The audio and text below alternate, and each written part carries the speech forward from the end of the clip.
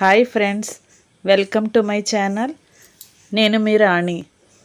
ఈరోజు నేను మీకు కాకరకాయని ఎంతో ఇష్టంగా తినటానికి మీకు ఒక టిప్ చెప్పబోతున్నానండి. అది మీరు చూసి తప్పకుండా ట్రై చేయండి. ఇష్టం లేని వారు కూడా తినటానికి ఇష్టపడతారు. ముందుగా ఒక 1/2 కేజీ కాకరకాయలు తీసుకున్నానండి. నేను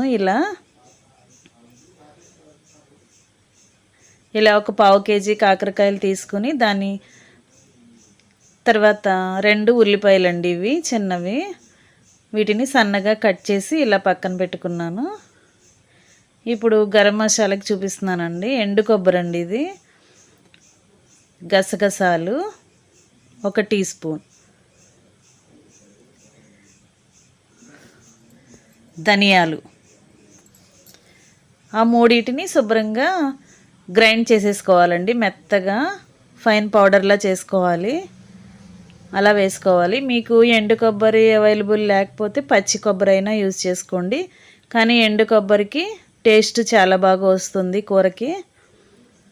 అలా గ్రైండ్ చేసాను చూడండి. ఇలా మెత్తగా గ్రైండ్ చేసి పౌడర్ని పక్కన పెట్టుకున్నాను.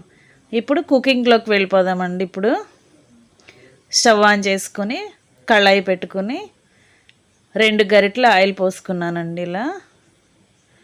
అలా ఆయిల్ పోసుకోవాలి. ఆయిల్ కాగిన తర్వాత 1 టీ స్పూన్ పచ్చిశనగపప్పు, 1 టీ స్పూన్ ఆవాలు, 1 టీ స్పూన్ జీలకర్ర. మీకు వెల్లుల్లి రెబ్బలు కూడా వేసుకోండి, ఆప్షన్ అండి అది. వెల్లుల్లి టేస్ట్ చాలా బాగుంటుంది. నేను వెల్లుల్లి చెప్పడం మర్చిపోయానండి, వెల్లుల్లి కూడా వేసుకోండి. పోపు దినుసులు ఫ్రై అయిన తర్వాత మనం కట్ చేసి పెట్టుకున్న ఉల్లిపాయలు కూడా ఆయిల్లో వేసేసి ఫ్రై చేసుకోవాలి. ఇలా కరివేపాకు రెబ్బలండి కొన్ని ఇలా కట్ చేసి వేస్తున్నాను చూడండి. ఇలా చేత్తో అలా చేస్తే పిల్లలు తీసి బయట పడేయకుండా తినటానికి అవకాశం ఉంటుంది. అవి ఫ్రై అయిన తర్వాత చక్కగా వాళ్ళకి తినాలనిపిస్తుంది. అలా ఆనియన్స్ మరీ ఫ్రై అవ్వకుండా ముందుగానే కట్ చేసి కడిగి పెట్టుకున్న కాకరకాయ ముక్కలు కూడా దానిలో వేసేసుకోవాలి. ఆనియన్స్ కాకరకాయ ముక్కలు కూడా కలిపి ఫ్రై అవ్వాలన్నమాట. అలా ఒకసారి వేసేసి టేస్ట్కి సరిపడా సాల్ట్ అండి 1 స్పూన్, 1/2 టీ స్పూన్ పసుపు. ఇలా ఆనియన్స్ కాకరకాయ ముక్కలు 2 కూడా ఒకేసారి ఫ్రై అవ్వాలి. ముందే ఆనియన్స్ వేస్తే లేటుగా కాకరకాయ వేస్తే ఆనియన్స్ మాడిపోయే ఛాన్స్ ఉంటుంది. అందుకనే 2 ఇలా వేసేసుకొని ఫ్రై చేసుకోవాలండి. ఒక 5 మినిట్స్ మూత పెట్టుకుని తీసుకుంటే ఇలా ఉడికింది చూడండి. చక్కగా ఫ్రై అయ్యింది కదా. నా ఛానల్ని మాత్రం తప్పకుండా సబ్స్క్రైబ్ చేసుకోండి. నేను డిఫరెంట్ కుకింగ్ స్టైల్తో రోజు మీ ముందుకు వస్తాను. చూడండి, ఇలా గ్రైండ్ చేసి పెట్టుకున్న పౌడర్ గసగసాలు, ధనియాలు, ఎండు కొబ్బరి ఇలా కాకరకాయ ముక్కల్లో వేసేసి ఇలా ఫ్రై చేసుకోవాలి. దీనివల్ల టేస్ట్ చాలా బాగా పెరుగుతుందండి. అసలు చేదు తెలియదు మనకి. అలా ఒక 5 మినిట్స్ ఫ్రై చేసి మూత పెట్టుకొని ఇప్పుడు ఒకసారి చూసుకుందాం.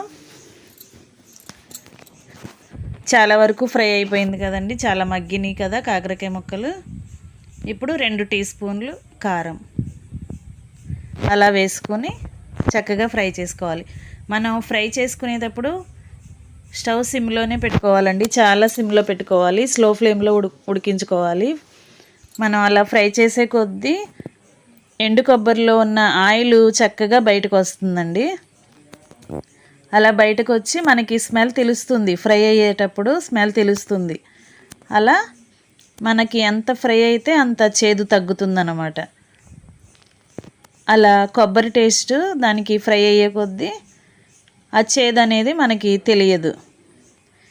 ఎప్పుడు తినని వారు కూడా ఇష్టపడి తింటారు. మీరు తప్పకుండా ట్రై చేయండి. కాకరకాయ ఫ్రై